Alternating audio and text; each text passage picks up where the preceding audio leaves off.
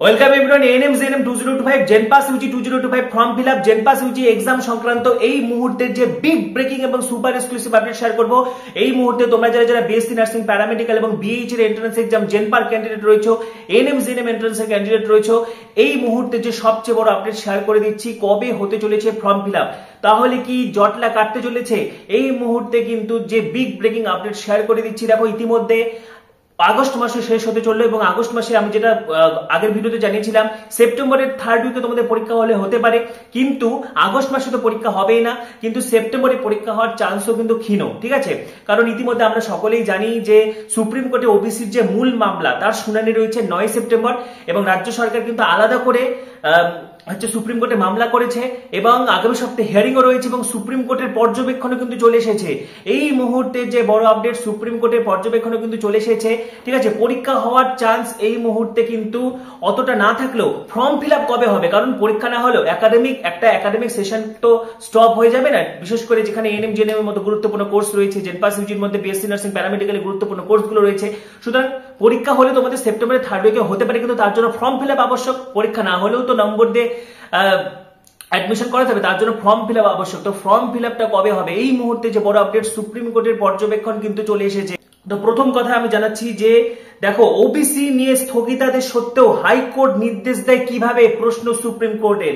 এই মুহূর্তে যে বড় আপডেট শেয়ার করে দিচ্ছি, রাজ্য সরকারের কিন্তু একটা বড়সড় জয় বলা চলে, কারণ আমরা ইতিমধ্যে সকলেই জানি যে ক্যালকাটা হাইকোর্ট কিন্তু পুনরায় স্থগিতাদেশ দিয়েছিল। ক্যালকাটা হাইকোর্টের সিঙ্গেল বেঞ্চ যেটা জানিয়েছিল যে 2010-এর 66টি ওবিসি তালিকা নিয়ে 7% রিজার্ভেশন মেনে কিন্তু ফল প্রকাশ করতে হবে। ঠিক আছে, তারপরেই কিন্তু আবার অনিশ্চয়তার মুখে সব ভর্তি প্রক্রিয়া থেকে শুরু করে ফর্ম ফিল আপ সব অনিশ্চয়তার মুখে চলে যায়। এরপরে রাজ্য সরকার সুপ্রিম কোর্টে কিন্তু আপিল করে এবং সুপ্রিম কোর্টের যেটা পর্যবেক্ষণ, ওবিসি নিয়ে স্থগিতাদেশ সত্ত্বেও হাইকোর্ট নির্দেশ দেয় কিভাবে, কারণ আমরা সকলেই জানি যে সুপ্রিম কোর্ট কিন্তু হাইকোর্টের যে স্টে ছিল তার উপর কিন্তু নিষেধাজ্ঞা জারি করেছিল। তা সত্ত্বেও হাইকোর্ট কেন নির্দেশ দিয়েছে? সুপ্রিম কোর্টের প্রধান বিচারপতি কিন্তু নিজে প্রশ্ন তুলেছেন। স্বাভাবিকভাবেই তোমাদের জন্য কিন্তু খুব পজিটিভ একটা পয়েন্ট, কারণ খুব তাড়াতাড়ি তোমাদের ভর্তি প্রক্রিয়া শুরু হচ্ছে। সুপ্রিম কোর্টের নির্দেশের পরেও কিভাবে কলকাতা হাইকোর্ট অন্যান্য অনগ্রসর শ্রেণী বা ওবিসি শংসাপত্র ইস্যুতে জয়েন্ট এন্ট্রান্সের ফল প্রকাশের শর্ত চাপাতে পারে, এই প্রশ্ন তুলল খোদ সুপ্রিম কোর্ট। উপরন্তু রাজ্য সরকার মনে করলে হাইকোর্টের নির্দেশের বিরুদ্ধে আদালত অবমাননার মামলাও করতে পারে বলে শুনানির পর্যবেক্ষণে মন্তব্য করলেন দেশের প্রধান বিচারপতি বি.আর. গাভাই। অর্থাৎ রাজ্য সরকার চাইলে কিন্তু হাইকোর্টের এই যে নির্দেশ তার এগেইনস্টে আদালত অবমাননার মামলা করতে পারে সুপ্রিম কোর্টে। এবং যেটা আমি তোমাদেরকে জানিয়েছিলাম, রাজ্য সরকার কিন্তু আলাদা করে এই যে জয়েন্ট এন্ট্রান্সের ফল বেরোচ্ছে না, বিভিন্ন ফর্ম ফিল আপ হচ্ছে না, কলেজে ভর্তি থমকে রয়েছে, তার জন্য কিন্তু আলাদাভাবে সুপ্রিম কোর্টে আপিল করেছে। সুপ্রিম কোর্টের প্রধান বিচারপতি যেটা জানায় যে রাজ্য সরকার জানায় যে সেই ব্যাপারে বিবেচনা করবে, জয়েন্টের ফল প্রকাশ সংক্রান্ত যে জটিলতা তৈরি হয়েছে তা নিয়ে আলাদা করে মামলা দায়ের করেছে রাজ্য সরকার। ঠিক আছে, আদালত ওবিসি শংসাপত্র সংক্রান্ত বিজ্ঞপ্তি মামলায় কলকাতা হাইকোর্ট স্থগিতাদেশ দিয়েছিল। সেই নির্দেশের উপর আবার গত 28 জুলাই স্থগিতাদেশ দেয় সুপ্রিম কোর্টের প্রধান বিচারপতির বেঞ্চ। বিচারপতি গাভাই মন্তব্য করেছিলেন, উই আর সারপ্রাইজড কিভাবে হাইকোর্ট এই মামলায় স্থগিতাদেশ দিতে পারে। সংরক্ষণ তো এক্সিকিউটিভ সিদ্ধান্তের অংশ। পুরনো সংরক্ষণ মেনেই জয়েন্টের মেধা তালিকা প্রকাশের নির্দেশ দিয়েছে কলকাতা হাইকোর্ট। 2010 সালের আগে তৈরি 66টি গোষ্ঠীর ওবিসি সংরক্ষণের ভিত্তিতে মেধা তালিকা প্রকাশের শর্ত চাপিয়েছে হাইকোর্ট, আর সেটি মানতে নারাজ মমতা বন্দ্যোপাধ্যায়ের সরকার।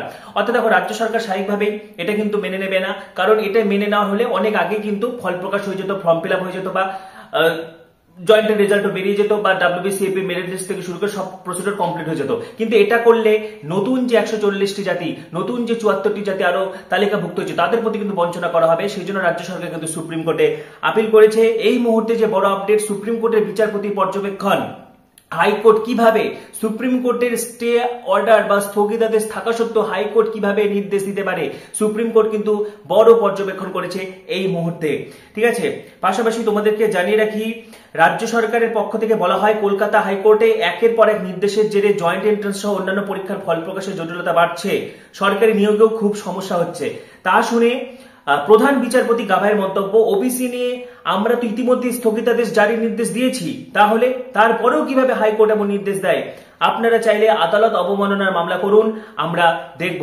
অর্থাৎ এই মুহূর্তে যে বড় আপডেট, রাজ্য সরকার কিন্তু পুনরায় মামলা করেছে এবং দ্রুত নেক্সট সপ্তাহে, আগামী সপ্তাহে কিন্তু দ্রুত শুনানি রয়েছে এই মামলায়।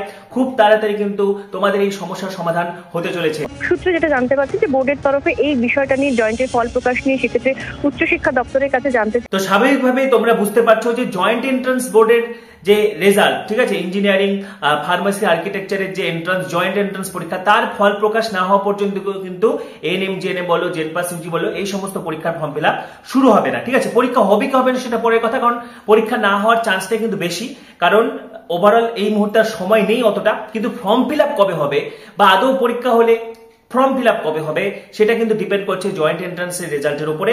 তো আগামী সপ্তাহে শুনানি রয়েছে, জয়েন্ট এন্ট্রান্সের রেজাল্টের সমস্যার সমাধান হলে কিন্তু তোমাদেরও সমস্যার সমাধান হয়ে যাবে। ঠিক আছে, তো এই ব্যাপারে তোমাদের মতামত তোমরা জানাতে থাকো। পাশাপাশি পরবর্তী ভিডিওগুলির জন্য এখানে সাবস্ক্রাইব করো, পাশে থাকা বেল আইকনটি প্রেস করো, ভিডিওটি প্রচুর প্রচুর প্রচুর শেয়ার করে দাও। সবাইকে অসংখ্য ধন্যবাদ।